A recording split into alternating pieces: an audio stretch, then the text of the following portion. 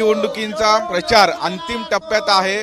भाजपातून बंडखोरी केलेले अपक्ष उमेदवारांनी सुद्धा मोठी ताकद नाशिक महापालिका निवडणुकीसाठी लावलेली आहे। आज एक नाशिकमध्ये भव्य रिक्षा रॅली निघालेली आहे। अपक्ष उमेदवार शशिकांत जाधव यांनी ही संपूर्ण रॅली काढल्याचं आपल्याला बघायला मिळालं।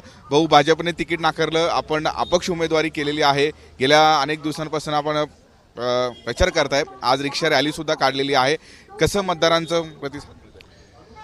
खरं तर गेल्या 20 वर्षापासून सातत्याने 2007 पासून मी सलग 3 वेळा या ठिकाणी नगरसेवक म्हणून निवडून येतोय आणि मला वाटतं या प्रभागात जे माझ्यासमोर उमेदवार आहे ह्या सगळ्यांचं फक्त एकदाच ते निवडून आले आणि ते माझ्यासोबतच होते। याच्या आधी ते माझ्यासमोर पडलेले सगळे उमेदवार होते आणि म्हणून मग मागच्या वेळेला भारतीय जनता पार्टीच्या माध्यमातून मी जे 4 उमेदवार घेतले त्या चौघांना आम्ही चौघे निवडून आणून दाखवले। पण समोर ह्या वेळेला माझं तिकीट आपण सगळे जनतेला दाखवलंच आहे की तिकिटाचे फॉर्म AB फॉर्म वाटताना काय काय गोंधळ झाला, मी त्या खोलात जाणार नाही। पण मला असं वाटतं की माझी या ठिकाणी अपक्ष उमेदवारी ही माझ्या प्रभागातील लोकांनी त्या ठिकाणी मला आग्रहाने उभं करायला लावली। आपण आधी मनसेकडनं उमेदवारी केली, जिंकून आलात, नंतर भाजपकडनं उमेदवारी केली, जिंकून आलात।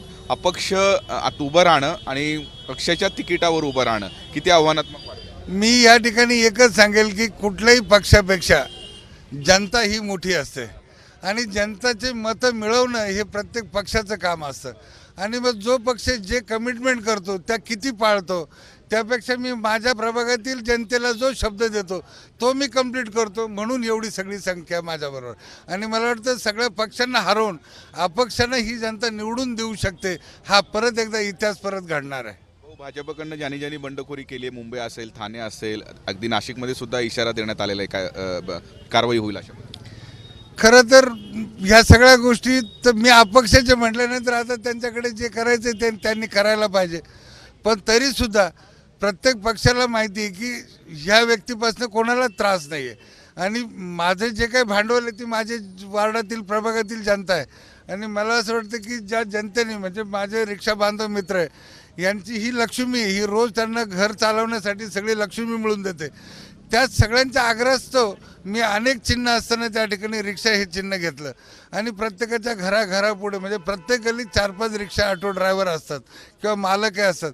मला असं वाटतं की ही जनतेची लक्ष्मी, त्यांच्या घराची लक्ष्मी, इमर्जन्सी कुठली असो त्याचा पहिला वापर केला जातो। रात्री बेरात्री कोणाला कुठे सोडायचं असेल तर रिक्षा त्या ठिकाणी लागते आणि मला वाटतं हे रिक्षा बांधवांनी ठरवलं आहे की यावेळेला आमच्याबरोबर तुम्ही राहा, आम्ही तुम्हाला निवडून आणतो।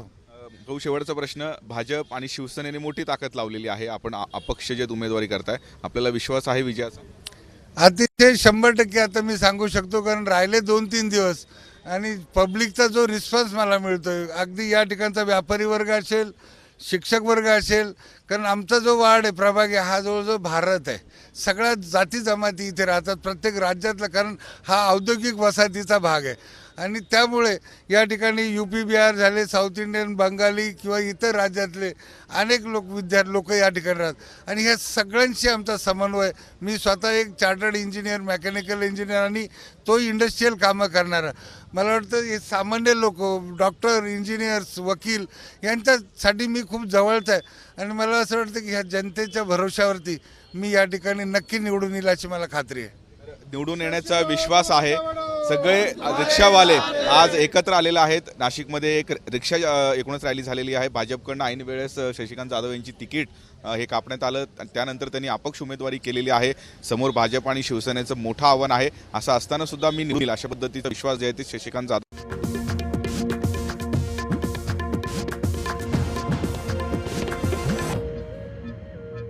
आज छत्रपती संभाजीनगरच्या मराठवाडा सांस्कृतिक मंडळावरती उद्धव